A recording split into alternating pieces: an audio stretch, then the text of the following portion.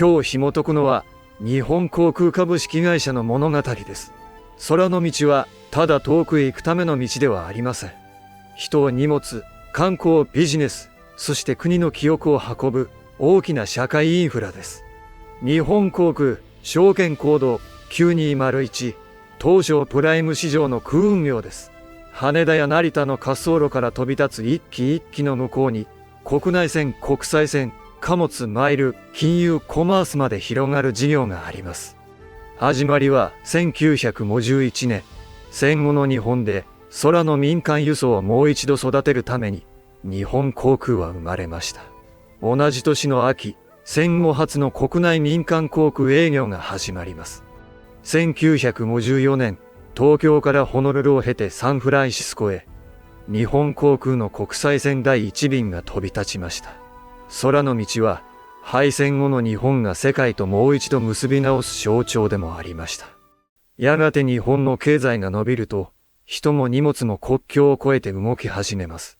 航空会社は観光の入り口であり、工場と市場を結ぶ見えない橋でもありました。けれど、空の事業にはいつも安全の重さがあります。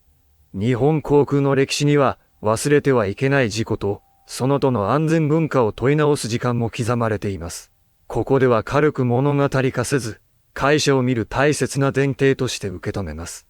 将兵の小さな帳簿、航空会社の利益は乗客の数だけでは決まりません。座席がどれだけ埋まるか、単価はいくらか、燃油はいくらか、為替はどう動くか。空の商いは天候よりもさらに多くの風を読みます。国際線の拡大、国内線の網、ホテルや旅行関連の事業。日本航空は大きくなりました。しかし、大きな翼ほど重くなった時に立て直すのは難しくなります。2010年1月、日本航空は会社構成法の適用を申請します。日本を代表する航空会社が経営破綻する。これは空の物語にとって大きな谷でした。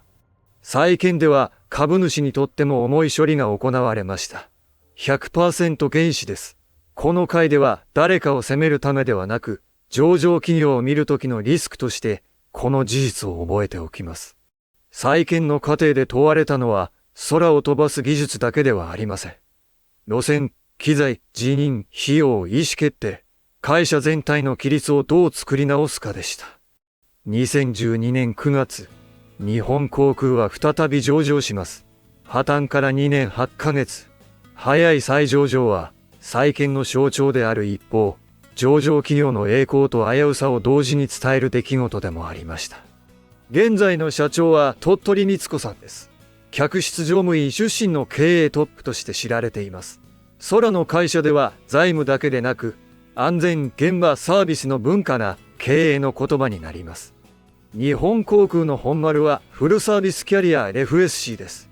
国内線と国際線を運び、旅行者とビジネス客を支えます。2026年3月期の FSC は売上収益1兆5874億円、EBIT1450 億円でした。一方で LCC もあります。価格を抑え、気軽な移動を広げる別の翼です。JAL グループは利用目的や価格感度の違う人々を複数の入り口で受け止めようとしています。飛行機は人だけを運ぶわけではありません。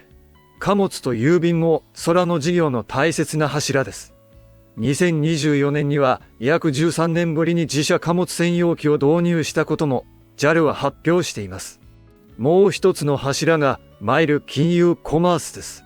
飛行機に乗る日だけでなく、買い物カード、日々の決済で接点を作る。空に乗らない日にも JAL とつながる仕組みです。2026年3月期、マイル金融コマースの売上収益は2222億円、EBIT は450億円でした。飛行機を飛ばす会社が飛行機の外でも収益の道を作っているのです。2026年3月期の売上収益は2兆120億円、EBIT は2180億円、純利益は1376億円でした。JAL は売上収益は再上場後最高、EBIT は過去最高益と発表しています。日本を訪れる海外旅行者は航空会社に追い風を送ります。けれど追い風はいつも同じ向きに吹くわけではありません。景気、為替、地政学、感染症、災害で空の需要は揺れます。航空会社の帳簿には燃油と為替という大きな風があります。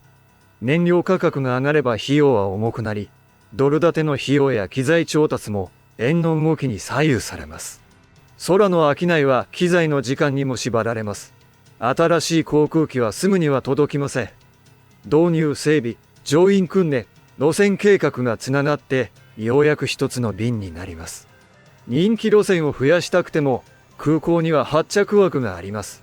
羽田や成田のような混み合うもんでは時間そのものが希少な資源になります。航空は環境対応の峠も越えなければなりません。燃費の良い機材、持続可能な航空燃料、排出量への規制、移動の自由と環境負荷をどう両立するかが問われます。そして何より安全です。航空会社の信用は毎日現場で積み上げられます。一度失えば戻すのに長い時間がかかる信用をどう守り続けるか。ここが空の会社の土台です。空港、整備、客室、運航、予約、貨物。航空会社は一つの巨大な舞台裏で動いています。現場の文化が乱れれば、どれほど立派な戦略も空へは上がりません。徴兵は帳簿を閉じてこう考えます。日本航空を見るとき、飛行機の数だけを見てはいけない。需要の課税、費用の課税、安全の課税、そして債券で身につけた規律。その4つを合わせて見る必要があります。1つ目のリスクは需要の変動です。旅行や出張が戻れば強い追い風になりますが、外部環境が変われば一気に向かい風にもなります。2つ目は費用です。燃油、為替、人件費、整備費。空の会社は費用の波が大きい事業です。売上が伸びても費用が強く吹けば利益は削られます。3つ目は安全と信頼です。事故、重大インシデント、システム障害、災害。どれも会社の信用と運航に大きく関わります。ここは数字以上に慎重に見るべき場所です。4つ目は将来投資です。航空機、IT 整備、環境対応。必要な投資を怠れば競争力は落ちますが、投資が重すぎれば財務に負担がかかります。この会社を見る1つ目の鍵は、旅客数と単価です。どれだけ乗ってもらえるか、そしてどれだけ適切な価格で座席を売れるか。航空会社の基本はここにあります。2つ目の鍵は国際線です。海外から日本へ、日本から世界へ。国際線の回復と成長は観光、ビジネス、為替の動きと結びついています。3つ目の鍵はマイル、金融、コマースです。空に乗る時だけの会社から日常の接点を持つ会社へ。この変化が収益の安定にどこまでつながるかを見ます。4つ目の鍵は債券データ規律です。破綻の谷を知る会社がその記憶をただの昔話にせず、日々の経営に残せているか。ここにこの会社の深い問いがあります。海外の視聴者へ補足します。JAL は日本を代表する航空会社の一つです。日本国内の移動だけでなく、日本と世界を結ぶ路線、観光、物流、マイル経済圏にも関わっています。今日の鍵は空の道と債券の記憶です。日本航空は国を代表する翼でありながら、一度は破綻し、再び上場した会社です。だからこそ、この会社を見るときは、成長だけでなく、規律とリスクも同じ重さで見る必要があります。この物語はまだ終わっていません。インバウンド、貨物、マイル、環境対応、そして安全文化。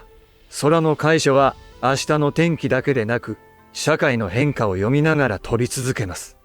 次回は同軸の道を別の形で支える会社へ進みます。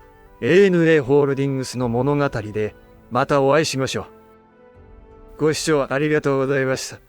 チャンネル登録で次の日本株式会社物語もお楽しみください。